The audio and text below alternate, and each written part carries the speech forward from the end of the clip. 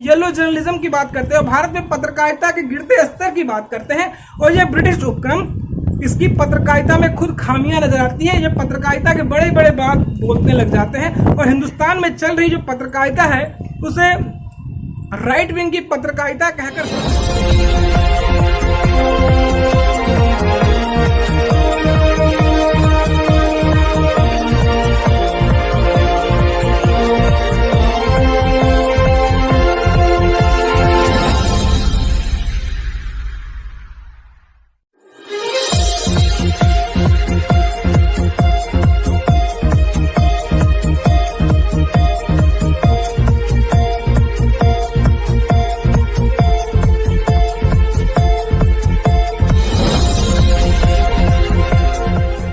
जय सिया राम, वंदे मातरम, हर हर महादेव। एक बार फिर आप सभी दोस्तों का जनमानस समाचार के आज के हमारे इस एपिसोड में आपका स्वागत है। आज हम चर्चा करने वाले हैं बीबीसी।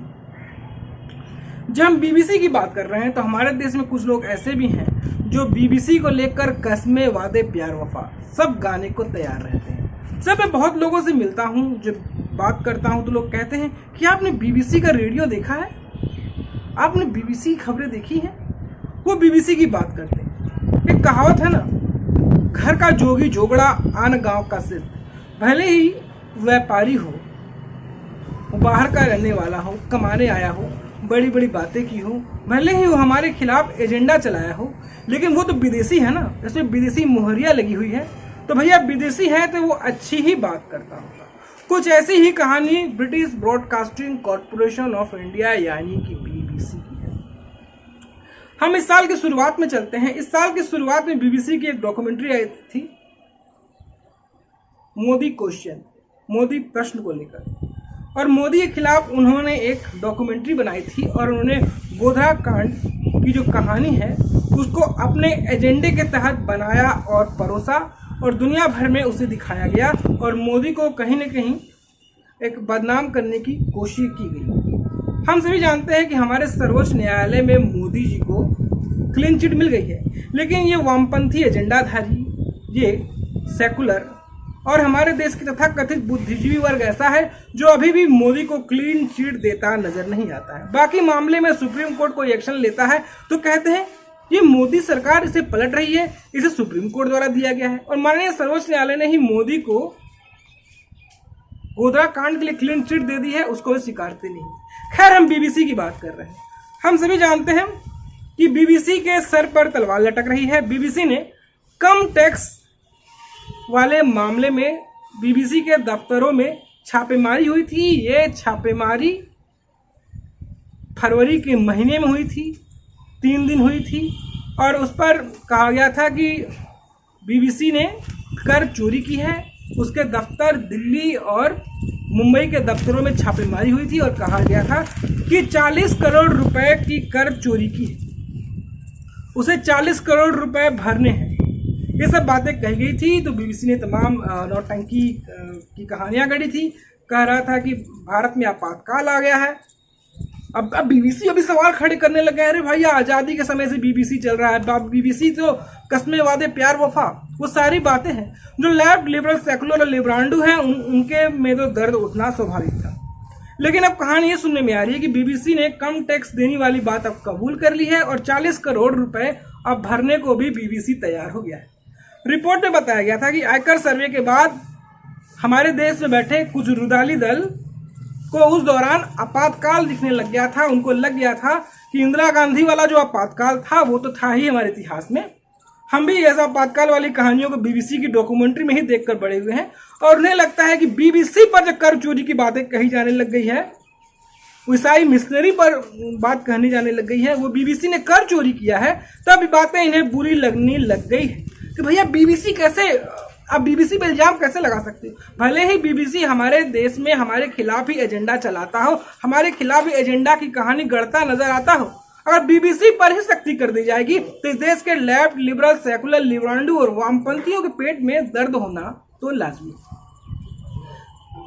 हम बात करें फरवरी 2023 को, जब बीबीसी के दफ्तरों में आयकर के सर्वे हो रहे थे, तो इस देश के लेफ्ट, लिबरल, सेकुलर गैंग इसे आपातकाल बता रहे थे। वो कह रहे थे कि देश में आपातकाल चल रहा है। मोदी सरकार पर बदले की कार्रवाई का आरोप लग रहा था। अब यह बात सामने आई है कि कर चोरी में लगातार इंकार करने और जांच में सहयोग करने की बात कहने वाली बीबीसी ने कम टैक्स भरने वाली बात अब कबूल कर ली है। हम बात करें इंडिया.com की रिपोर्ट के अनुसार तो बीबीसी ने 2016 से 2022 के दरमियान कम टैक्स देने की बात अब मान ली है, अब जाकर मान ली है। इसकी भरपाई के लिए उसने करीब 40 करोड़ रुपए जमा करने के लिए आयकर विभाग को अर्जी दी है। रिपोर्ट के अनुसार अभी विभाग का असेसमेंट आना बाकी है, लेकिन केस से बचने के लिए बीबीसी ने अर्जी लगाई है, क्योंकि बीबीसी पर अब न्यायालय का तलवार लटक रहा है, न्यायालय का डंडा चल रहा है। तो इस पर न्यायालय के डंडा चलने लग जाते हैं तो उनकी चोरी भी उन्हें स्वीकार होने लग जाती है। अब ये पत्रकारिता की बात करते हैं, पत्रकारिता के विकास की बात करते हैं, धर्म की बात करते हैं, ज्ञान की बात करते हैं, पत्रकारिता की बात करते हैं, येलो जर्नलिज्म की बात करते हैं और भारत में पत्रकारिता के गिरते स्तर की बात करते हैं। और ये ब्रिटिश उपक्रम, इसकी पत्रकारिता में खुद खामियां नजर आती हैं। ये पत्रकारिता के बड़े बड़े बात बोलने लग जाते हैं और हिंदुस्तान में चल रही जो पत्रकारिता है उसे राइट विंग की पत्रकारिता कहकर संबोधित करते हैं और इस देश के सेकुलरिज्म तो तथाकथित तौर पर इस दौर में सवाल उठाते हैं। लेकिन अब इनकी पत्रकारिता पर भी येलो जर्नलिज्म के दाग तो लगते नजर आ रहे हैं। अब ये पत्रकारिता की बात कर रहे हैं, इनकी पत्रकारिता भी खुद एक बेवफाई वाली पत्रकारिता होती नजर आ रही है। अब हम इन्हीं की कहानी पर बात करें तो टाइम्स ऑफ इंडिया की रिपोर्ट में सूत्रों के हवाले से कहा गया है कि बीबीसी ने ना तो अभी बकाया इनकम टैक्स की भरपाई की है और ना ही इसके लिखित रूप से कोई आवेदन दिया गया है। इनकम टैक्स भरने के लिए बीबीसी की ओर सिर्फ एक बयान दिया गया है, जो बयान अभी नाकाफी बताया जा रहा है। हम बता दें कि इनकम टैक्स विभाग ने 14 फरवरी को बीबीसी की दिल्ली और मुंबई स्थित दफ्तरों में छापेमारी की थी। ये छापेमारी 3 दिन तक चली थी, जिसमें मैंने बताया 14, 15, 16 फरवरी 2023 को सर्वे पूरा होने के बाद इनकम टैक्स विभाग ने एक बयान में बीबीसी का नाम लिए बिना कहा था कि इनकम टैक्स एक्ट 1961 की धारा 133A के तहत एक प्रमुख अंतर्राष्ट्रीय मीडिया कंपनी के दिल्ली और मुंबई स्थित कार्यालय में सर्वे की कार्रवाई की गई है। इस सर्वे के सामने आने के बाद मीडिया कंपनी विभिन्न भारतीय भाषाओं में व्यवसाय कर रही है, लेकिन कंपनी द्वारा बताई गई कमाई उसके व्यवसाय से मेल नहीं खाती है, जबकि जिस तरह का व्यवसाय कर रही है उसके हिसाब से आय अधिक होनी चाहिए। इस सर्वे के दौरान ऐसे कई सबूत मिले जो बताते हैं कि आय के अनुसार टैक्स को भरा गया। इनकम टैक्स विभाग ने बीबीसी दफ्तर में मौजूद डिजिटल सबूत, आवश्यक दस्तावेज जब्त करने के साथ ही उसके कर्मचारियों से पूछताछ भी की थी। इनकम टैक्स विभाग ने कहा था कि आवश्यकता पड़ने पर इन सबूतों की जांच भी की जाएगी।